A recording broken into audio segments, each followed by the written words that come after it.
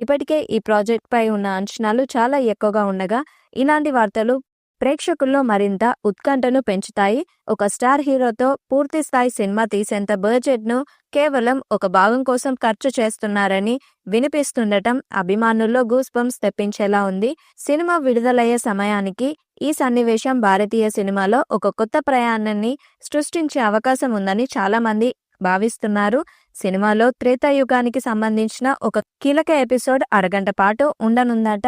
ఈ ఎపిసోడ్లో మహేష్ బాబు శ్రీరాముడి పాత్రలో కనిపించనున్నట్లు ఇప్పటికే మేకర్స్ గ్లిమ్స్ ద్వారా క్లారిటీ ఇచ్చారు. ఈ సినిమాలో మహేష్ క్యారెక్టర్ చాలా కొత్తగా ఉండనుండగా సినిమా రిలీజ్ తర్వాత మహేష్ కెరియర్ వారణాసి ముందు, వారణాసికి తర్వాత అనేలా మారనుందని అందరూ భావిస్తున్నారు. రాజమౌళి ఏదైనా సినిమా చేసేటప్పుడు ముందే ఎవరు ఏ పాత్రలో కనిపించనున్నారనేది వెల్లడిస్తారు. కానీ వారణాసి విషయంలో అలాంటి ఏవీ లేకుండా డైరెక్ట్గా సినిమాను సెట్ పైకి తీసుకెళ్లారు. దీంతో ఎవరు ఏ పాత్రలో నటిస్తున్నారనేది ఇన్నాళ్ళు క్లారిటీ రాలేదు.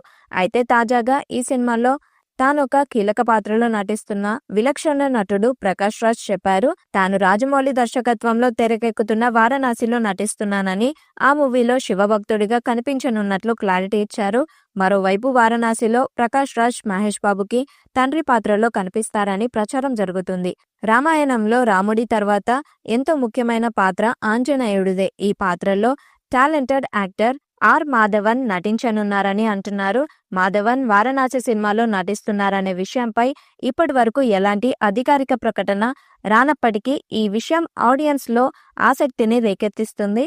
వీరితో పాటు మందాకిని అనే పాత్రలో ప్రియాంక చోప్రా, కుంభా పాత్రలో పృథ్వీరాజ్ సుకుమార నటిస్తున్నారు. గ్లోబల్ ఆడియన్స్ ను టార్గెట్ గా పెట్టుకొని ఈ ప్రాజెక్ట్ ని రూపొందిస్తున్నారు రాజమౌళి. ఈ సినిమాకు కీరవాణి సంగీతం అందిస్తుండగా కేఎల్ నారాయణ, కార్తికేయ ఈ సినిమాను భారీ బడ్జెట్ తో నిర్మిస్తున్నారు. విజువల్ ఎఫెక్ట్స్, సెట్ డిజైన్ ను యాక్షన్ సీన్స్ కోసం వారణాసి అంతర్జాతీయ ప్రమాణాలను అనుసరిస్తున్నట్లు తెలుస్తుంది.